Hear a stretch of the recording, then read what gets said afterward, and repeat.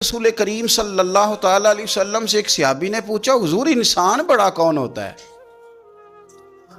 انسانوں میں سے بلا افضل کون ہوتا ہے؟ سیاستہ کی حدیث ہے، حضور انسانوں میں سے افضل کون ہوتا ہے؟ انسانوں میں سے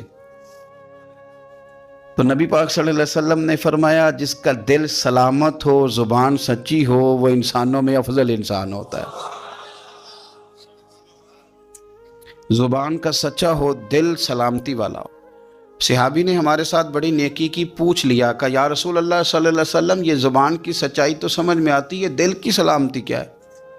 تو حضور نے فرمایا، دل کی سلامتی یہ ہے کہ دل میں تکبر نہ ہو، دل میں حسد نہ ہو، دل میں کینہ نہ ہو، دل میں عداوت نہ ہو، کدورت نہ ہو، رب کریم کے بندوں کے بارے میں اس کا دل صاف ہو، زبان سچی ہو، وہ انسانوں میں افضل ترین انسان ہے، ایک بہترین انسان ہے، بہترین